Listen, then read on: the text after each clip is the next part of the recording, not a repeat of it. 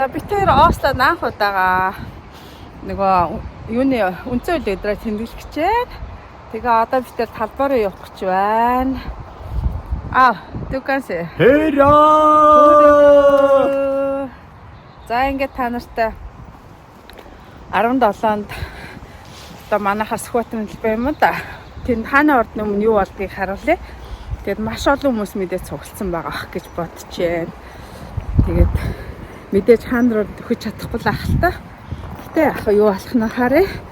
Тэгээд бид тэр буцаж ирэх ёстой байгаа.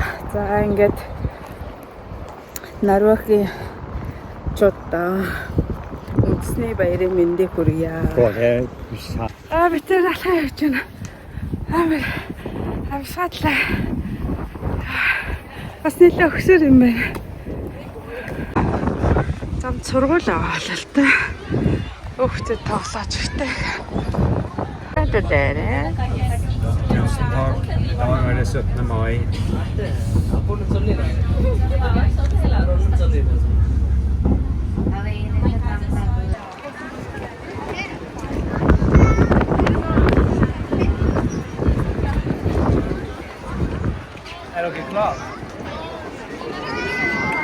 Där ska vi gå nu.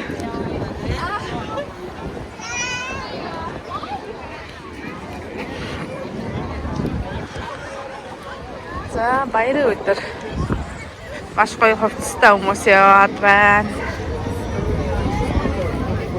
Одоо бид тэр хаана ордон руу алхах чинь. Тэгээд тэндээсээ суучна гэж бодож байна.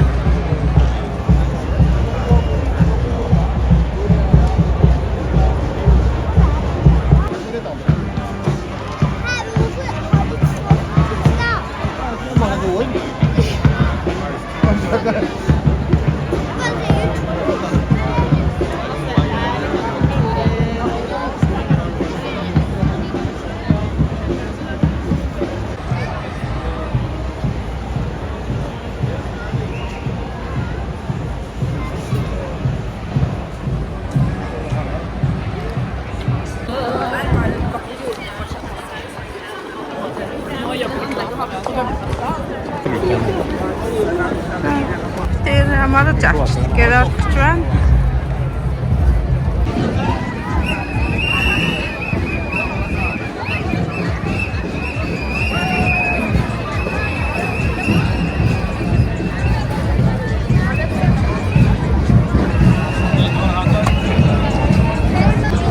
Ines, kadar edin kadar.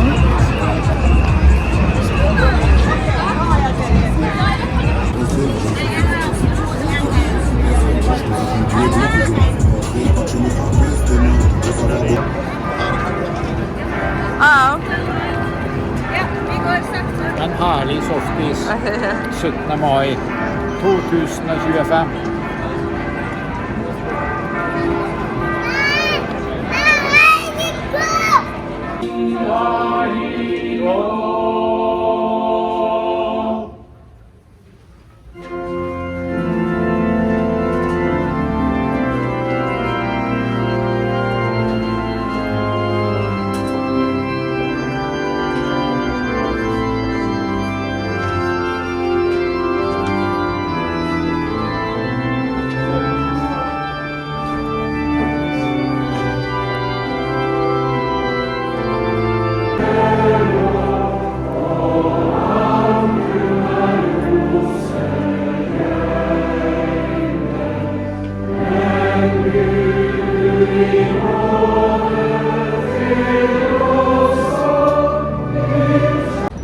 За сум орчод гараад ирлээ. Манай хүн энд хүлээгээ суужлаа.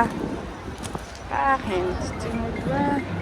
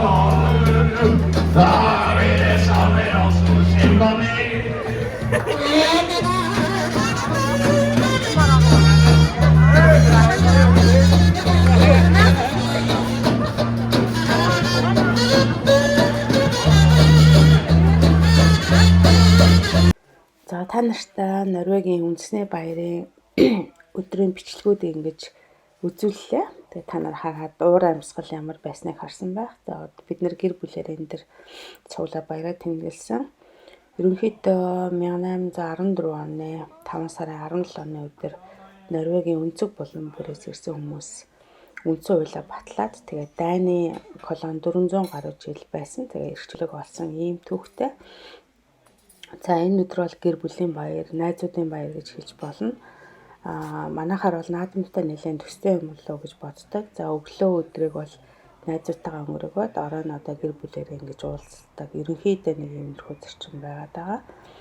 За энэ өдөр одоо Норвегч нэлээд уртааш сунаж тогтсон учраас зарим газар нь застай, зарим газар нь бороотой, зарим газар нь нартай байдаг. За Осло хотод бол үнэхээр сайхан цаг агаартай, ийм сайхан намуухан, ийм одоо нартай, дулаахан, уур амьсгал сайхан ийм одоо сайхан өдөр болж өнгөрлөө.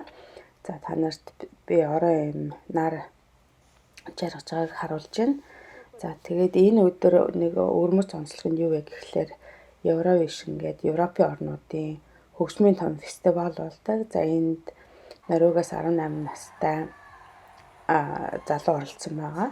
За тэгээ энэ залуу манаас баггүй амжилт үзүүлээ. Гэхдээ бол төрүүлээгүй. За энэ Австрали залуу төрүүлсэн байгаа. За ингээд баяртай.